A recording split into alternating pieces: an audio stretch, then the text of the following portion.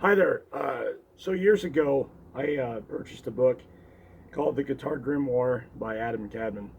Um, they're a series of books that I would recommend anyone get. They have more information than you could probably ever use, but you take what you can from everything. They are pretty comprehensive. They cover a lot of ground. You know, a lot of scales, a lot of different exercises, a lot of different things. A lot of the chord encyclopedia is insane. There is some great reference materials in there. So I definitely recommend checking it out. But one of the things I took from that in a couple of the books were three note per string patterns, popularized by guys like Paul Gilbert and so on. Um, they're really nice because when you play a three note per string pattern and apply it to scales, you get this nice symmetrical triplet or six note pattern that runs across the neck. Not that you can't do it in 16 notes and stuff, but it's really simple to play the rhythm that way and get through the beat is every string as you practice the metronome.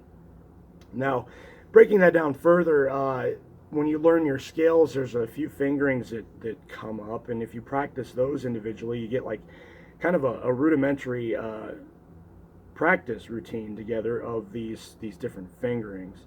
And I would have already been practicing a couple of them to start with, real basic ones, and then through learning my scales and stuff, it expanded, when I was younger, those boundaries. So I'll go through those fingerings today, and hopefully the younger guys out there that are looking to get their technique built up can sure take something from this. The first, I'm just going to do everything kind of based around the 5th fret or so, and I'm going to just play the small string and high E, and kind of show the fingerings, and you can just expand on them. I'd play them across all 6 strings in different combinations.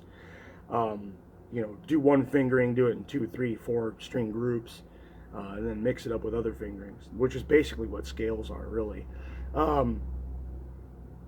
And it's an easier way to understand the guitar if you don't want to know the theory. Look at a finger shape and play it that way.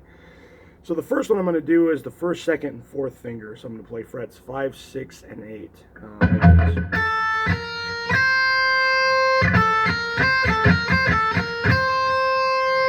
All right, that's a simple one. I feel real good with that one. It's one I'm strong with, and because I practiced it real early on a lot. The next one would be to omit the middle finger and then switch to the ring finger, kind of a minor scale idea. 5, 7, and 8 here.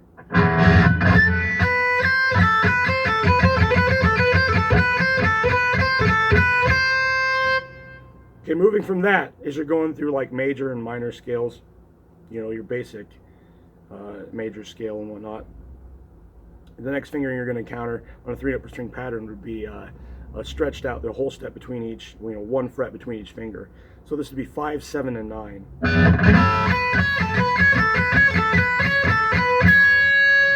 Some guys like to play it with the ring finger, so you're welcome to practice it that way. That's going to give you some options. So same frets, either with the middle finger, 1, 2, and 4, or 1, 3, and 4, 5, 7, and 9. So going from there, as I was playing, I started to cover harmonic minor scales and Hungarian minor scales and some of these other really killer sounding scales that I got a kick out of. And they had these big stretches in them, but basically they're the same kind of things we've already done, just spread out. So if I'm going to play the first one, I just take that 5, 6, and 8 shape, and then move that last note with my pinky up to 9.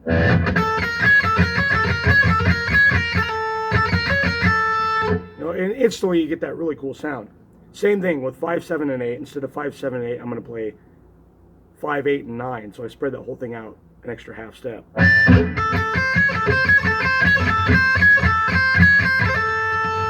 Okay, so going from there, you'll run into these weird little, like you play 3 notes in a row. You find it in the blues scale first, if you're we all kind of develop as guitar players similarly. We play pentatonic scales and whatnot, and these blues scales ideas, they're everywhere, like a Sunshine of Your Love and a bunch of other tunes, they have it in there. And it's got that 3 notes in a row, so you can practice that too. it's like 5, 6, and 7. I play that one, and I also like to play, with the other 3 fingers.